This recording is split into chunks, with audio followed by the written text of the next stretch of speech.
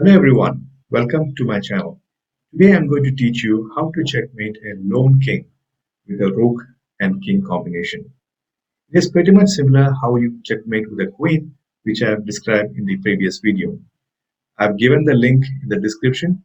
Those who have not watched it can go there and watch it. But checkmating with a single rook is a little bit more difficult than a queen because a queen has got the power of a rook and a bishop, but a rook doesn't have the support of the bishop in the case of queen. So it requires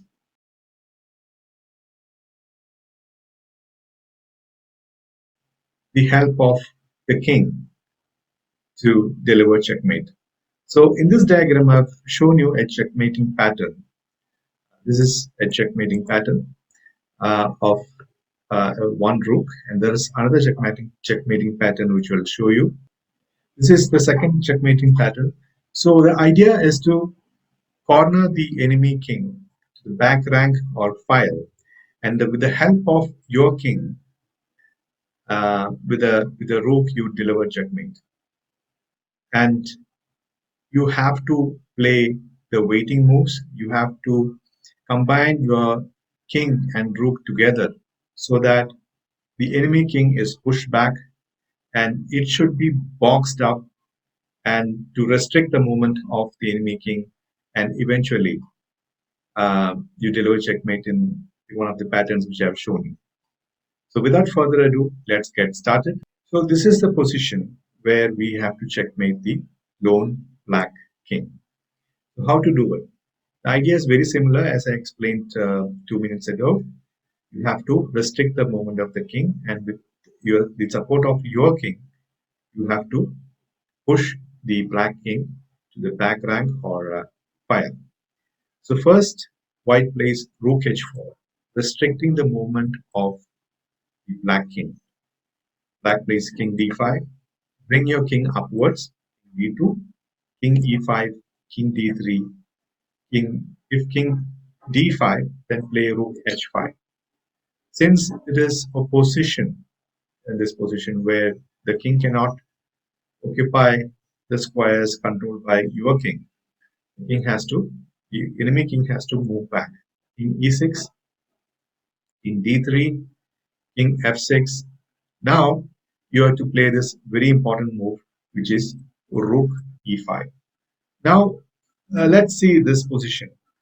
Your rook is controlling the movement of or restricting the movement of the enemy king. The enemy king is boxed up inside this box and he cannot come out of it. So he has to play something like king f7. Then you have to bring your king forward, king d5, king f6. Now you don't give a check because if you give a check like this, then the king will escape from the box. Imagine there is a box here and you don't want that king to escape from that box. So you play king d6, which is a waiting move, king g7 or king f7, whichever black plays, you push your rook forward. Now, if you can see, the box is further getting smaller and smaller. And so the movement of the black king also is restricted. Now black plays king f7. You play again a waiting move like king d7, king g7, king um, e7. Now again these three squares are unassailable for the king, so he has to move. He has only 2 or 3 squares to move. He has got this square, and this square.